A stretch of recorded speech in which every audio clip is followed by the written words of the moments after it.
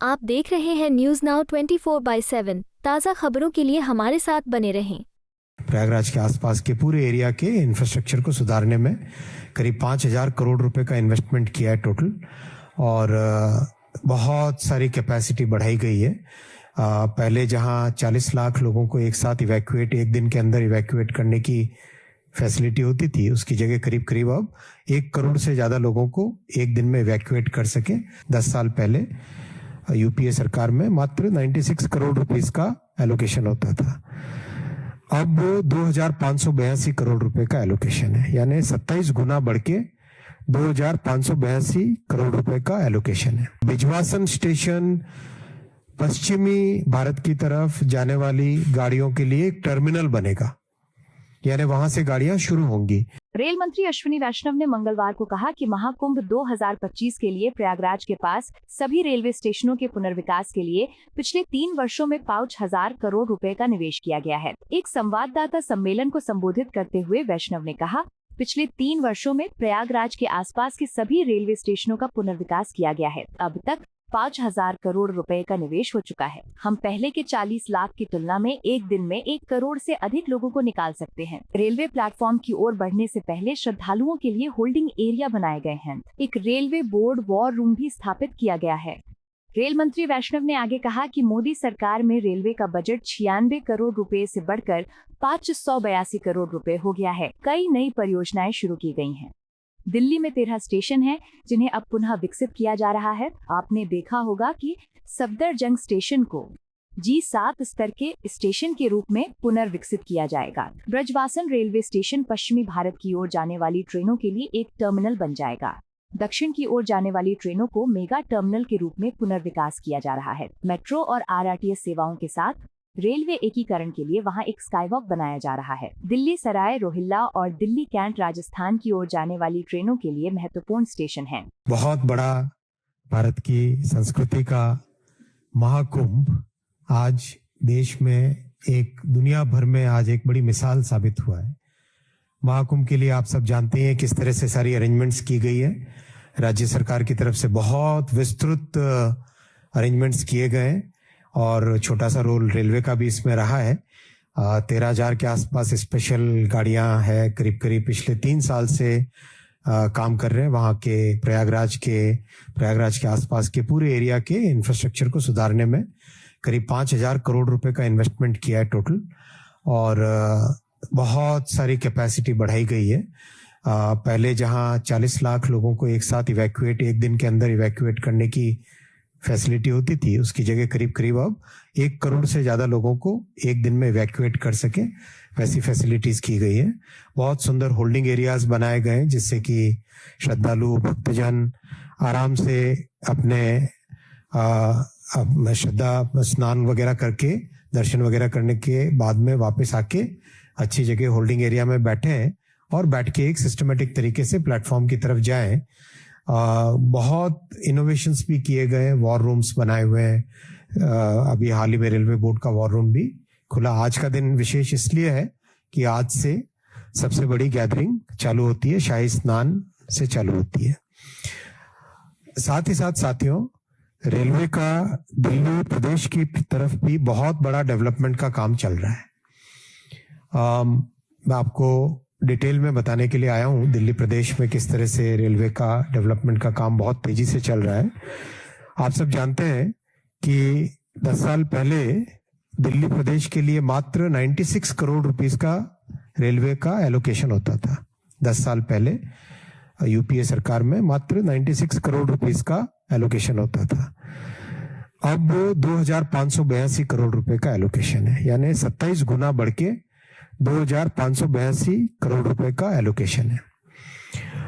बहुत सारे नए प्रोजेक्ट्स हाथ में लिए गए। सबसे जो इम्पोर्टेंट है, दिल्ली में ज्यादातर स्टेशंस बहुत पुराने हो चुके थे, उनका रीडेवलपमेंट का काम कभी हाथ में लिया नहीं गया था। तो दिल्ली में 13 महत्वपूर्ण स्टेशंस हैं जो कि दूर दराज से आने वाले पैसेंजर्स के लिए, दिल्ली के निवासियों के लिए, यात्रियों के लिए, ट्रांजिट करने वाले यात्रियों के लिए इन सबको सुविधाएं देते हैं। उन 13 स्टेशंस को पुनर्निर्माण किया जा रहा है। रीडेवलप किया जा रहा है, जिसमें पुराने स्टेशन की जगह टोटली एक नए तरह का बिल्डिंग बनती है। बहुत ही एक अच्छे, जैसा आपने कई जगह देखा भी होगा, पिक्चर्स में, वीडियोस में, फोटोग्राफ्स में देखा होगा, टोटली रीडेवलप किया जा रहा है। आपने सभी ने सफदरजंग स्टेशन का प्रोग्रेस तो देखा ही है। सफदरजंग G+7 लेवल का बनेगा, तो वैसे ही बिजवासन करीब करीब कंप्लीट होने को आया, और बिजवासन स्टेशन पश्चिमी भारत की तरफ जाने वाली गाड़ियों के लिए एक टर्मिनल बनेगा, यानी वहां से गाड़ियां शुरू होंगी। बिल्डिंग करीब करीब कंप्लीट तैयार हो गई है, स्टेशन का सारा इंफ्रास्ट्रक्चर रेडी होके तैयार हो गया है।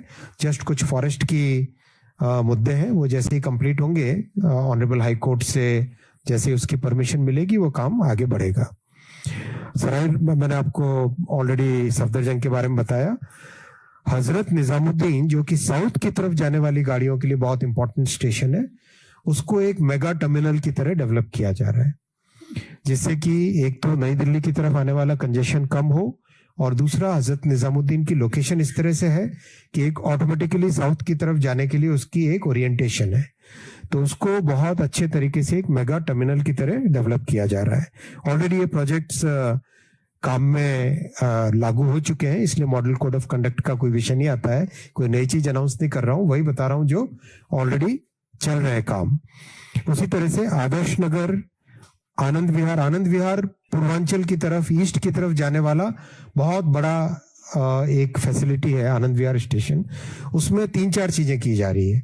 एक तो आनंद विहार की कैपेसिटी बढ़ाई जा रही है, दूसरा आनंद विहार के आगे 3rd और 4th लाइन का निर्माण किया जा रहा है, तीसरा आनंद विहार को RRTS और मेट्रो के साथ एकदम मल्टी मॉडल इंटीग्रेशन कैसे हो, उस मल्टी मॉडल इंटीग्रेशन के लिए स्काई वॉक का व्यवस्था की जा रही है, जिससे कि क्लियर कोई भी पैसेंजर उतरे और मेट्रो में बैठना हो तो सीधा बिना डिस्टर्ब हुए, बिना कोई इधर उधर जाए, सीधा स्काई वॉक से मेट्रो पे पहुंच सके। या RRTS से आए कोई मान लो, तो RRTS से आने पे सीधा वो कनेक्ट हो जाए उसमें। इस तरह की व्यवस्था वहां पे की जा रही है। इसी तरह से दिल्ली सराय रोहिल्ला, जो कि राजस्थान के कई हिस्सों तक उसके जाने वाली दिल्ली सराय रोहिल्ला, दिल्ली कैंट, ये दोनों स्टेशन हैं जो जयपुर की तरफ जाने वाली गाड़ियों के लिए, जयपुर मतलब राजस्थान, गुजरात इस तरफ जाने वाली गाड़ियों के लिए बहुत इंपॉर्टेंट स्टेशन है। इन दोनों को भी एकदम नए तरीके से बनाया जा रहा है। दिल्ली कैंट में तो एक और ही एक नए तरीके से इसमें व्यवस्था की गई है, जिसमें सारा ट्रैफिक का सर्कुलेशन प्रैक्टिकली फ्लाईओवर के ऊपर ही होगा। यानी व्यक्ति एक बार बाहर से फ्लाईओवर के ऊपर चढ़े, वहीं पे डिपार्चर है और वहीं पे अराइवल है, फ्लाईओवर के ऊपर ही है सारा कंप्लीटली लेवल। जैसे +1 जो लेवल होता है ना, फर्स्ट फ्लोर पे ही सारा का सारा है। यानी वहां पे जमीन की कमी बहुत थी, वहां पे लैंड अवेलेबिलिटी सीरियसली कंस्ट्रेंट थी, इसलिए वहां पे डिजाइन इस तरह से किया गया कि टोटली प्लेटफॉर्म को एक तरीके से फर्स्ट फ्लोर पे ले आए, जिससे कि कंप्लीट सर्कुलेशन फर्स्ट फ्लोर पे ही होगा। मतलब गाड़ी वहीं पे अपने यात्रियों को उतारेगी और फिर बाद में गाड़ी मतलब कार से जो भी आए मान ले, या 2 व्हीलर से आए, 3 व्हीलर से आए, फर्स्ट फ्लोर के लेवल पे ही सर्कुलेट करके चले गए वहां से। तो ये दोनों का एक साथ दिल्ली सराय रोहिल्ला और दिल्ली कैंट का राजस्थान गुजरात की तरफ जाने वाली गाड़ियों के लिए, बिजवासन का बीकानेर और जैसलमेर और रोपड़, अबोहर इस तरफ जाने वाली गाड़ियों के लिए, और नॉर्थ की तरफ जाने वाली गाड़ियों के लिए आपको जानकर एक अच्छी खुशी होगी कि यमुना जी पे नया ब्रिज बन के तैयार है। काफी कॉम्प्लेक्स था ये प्रोजेक्ट, क्योंकि परमिशंस में supreme court, honourable high court, honourable supreme court उनके भी विषय थे। तो सब के सब मिलके दिल्ली गवर्नमेंट, LG साहब, सुप्रीम कोर्ट, हाई कोर्ट, सबके परमिशंस, एनवायरमेंट अथॉरिटी, सबके परमिशंस मिलके काम चालू हुआ था। और करीब करीब 1 किलोमीटर से लंबा ब्रिज है ये, 1.2 किलोमीटर का ब्रिज है टोटल। ये रेडी है, कुछ ही महीनों में, 1-1.5 महीने के अंदर अंदर ये भी कंप्लीट होके काम में लग जाएगा, तो उससे भी कैपेसिटी बहुत इंक्रीज होगी। ओवरऑल मैं आपको ये बताना चाहता था कि दिल्ली भारत की राजधानी होने के कारण यहाँ पर आने वाले यात्रियों की संख्या और यहाँ से जाने वाले यात्रियों की संख्या प्लस जो ट्रांजिट में है, ट्रांजिट में रहने वाले पैसेंजर्स की बहुत बड़ी संख्या रहती है। तो किस तरह से इतने बड़े शहर के लिए कैपेसिटी बढ़ाए। अभी करीब करीब 700 गाड़ियां 700 के आसपास टोटल गाड़ियां दिल्ली में आती है या जाती है। दिल्ली हैंडल करता है 700 के आसपास गाड़ियों को। कैसे इसको 1000 तक पहुंचाए, कैसे इसको 1200 तक पहुंचाए, कैसे इसको 1400 तक पहुंचाए, ये पूरी कंप्लीट मास्टर प्लानिंग बन रही है, जिससे कि आने वाले 20-30 साल तक दिल्ली में कंजेशन न रहे और आराम से नई गाड़ियां चालू कर सके। खासकर ईस्टर्न सेक्टर में जाने के लिए यूपी में, बिहार में, झारखंड में, वेस्ट बंगाल में, उड़ीसा के लिए, छत्तीसगढ़, जितना भी लोगों का डिमांड आता है और जो साउथ के लिए गाड़ियों की डिमांड आती है, तो ओवरऑल एक पूरा मास्टर प्लान बना के एक प्रॉपर सिस्टमेटिक साइंटिफिक तरीके से कैपेसिटी को बढ़ाने का काम इसमें किया जा रहा है और इसके अच्छे रिजल्ट्स भी आ रहे हैं। और ये जो स्टेप बाय स्टेप कई सारे प्रोजेक्ट्स मैंने आपको बताए, ये सारे उसी बड़े मास्टर प्लान का हिस्सा है।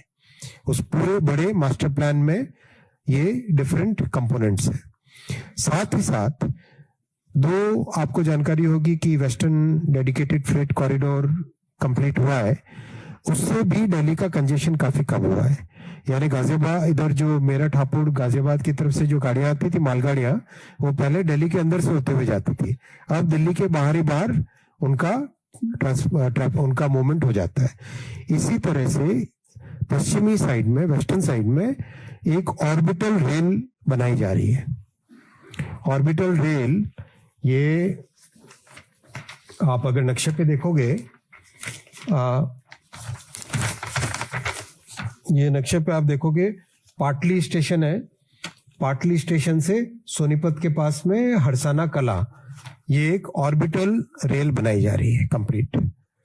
पाटली से लेके हरसाना कला, मतलब समझो आप सोनीपत से लेके मानेसर तक, ऐसा अगर जो पॉपुलर नेम है उस हिसाब से समझो, तो सोनीपत से मानेसर तक ये ऑर्बिटल रेल बनाई जा रही है, जिससे कि कंप्लीट ट्रैफिक, खासकर जो मालगाड़ियों का ट्रैफिक है और जो थ्रू पास होने वाला ट्रैफिक है, जिसको रुकना नहीं होता है, वो सीधा बाहर के बाहर चले जाए।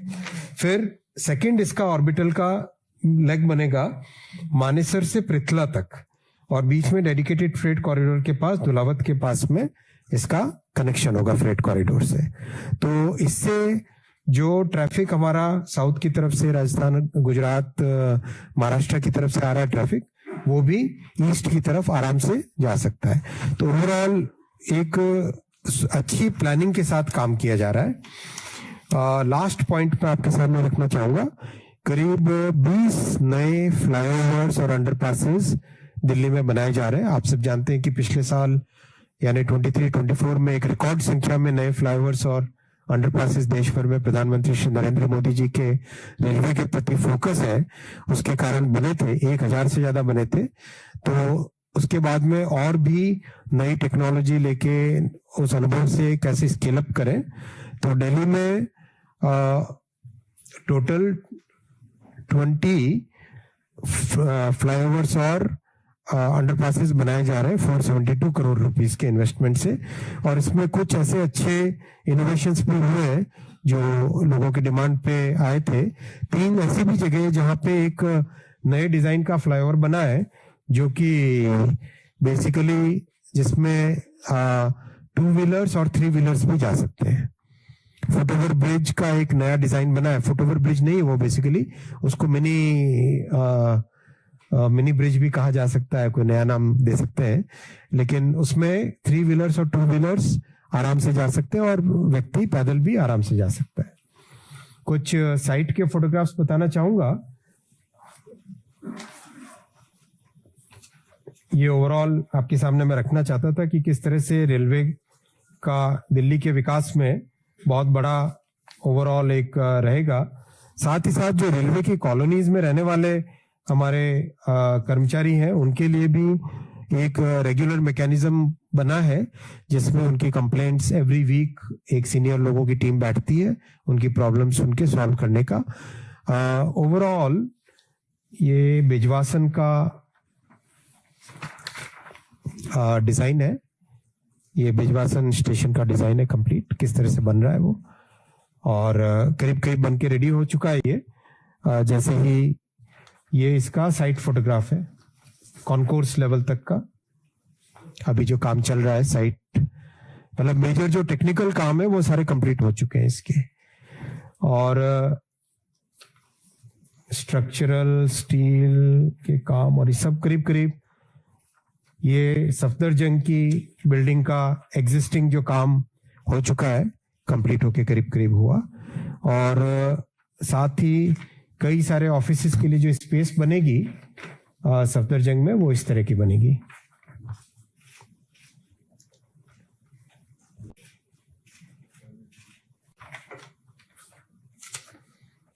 ये ओवरऑल सफदरजंग का टोटल फाइनल शेप ऐसा होगा, सफदरजंग स्टेशन का फाइनल शेप ऐसा होगा, इस तरह से बनेगा सफदरजंग।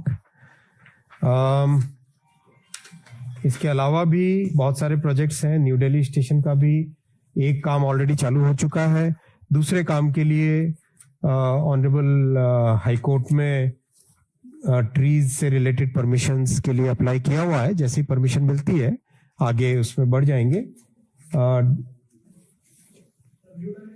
हाँ, न्यू दिल्ली का ही बोल रहा हूँ। उसमें एक काम तो ऑलरेडी चालू हो चुका है, उसमें एक साइड से तो काम ऑलरेडी चालू हो चुका है, और जो बाकी दूसरे साइड की बिल्डिंग्स हैं उसके लिए ट्री की परमिशंस करीब 700 या 800 पेड़ है शायद, तो उसका एक परमिशन का प्रोसेस है पूरा, वो प्रोसेस ऑलरेडी फॉलो अप हो रहा है। मैं लास्ट पॉइंट रखना चाहूंगा आपके सामने कि अरविंद केजरीवाल जी ने अभी कुछ 2-3 दिन पहले शकूर बस्ती जाके कहा था कि रेलवे ने इन झुग्गियों का टेंडर कर दिया है। मैं आपको बहुत स्पष्ट तौर पे कहना चाहता हूं कि ऐसा कुछ भी नहीं हुआ है, वो अशुद्ध एकदम प्योरली उन्होंने एक तरीके से फैक्चुअली इनकरेक्ट बात कही थी। ये शकूर बस्ती की झुग्गी झोपड़ी का क्लस्टर है, इस नक्शे पे अगर आप देखो तो ये झुग्गी झोपड़ी का क्लस्टर है शकूर बस्ती की, और जो जिस प्रोजेक्ट की वो बात कर रहे थे, जिसका उन्होंने कहा कि शकूर बस्ती का टेंडर किया, ऐसा नहीं है। ये एक खाली पड़ी हुई जमीन है जिसको शकूर बस्ती के हिसाब से, स्टेशन के हिसाब से यहाँ पे डेवलपमेंट इसका किया जा रहा था। तो वो टोटली भ्रामक बात थी, एकदम मिस इन्फॉर्मेशन थी। आपको यह वीडियो पसंद आया हो तो इसे लाइक करें, हमारे चैनल को सब्सक्राइब करें।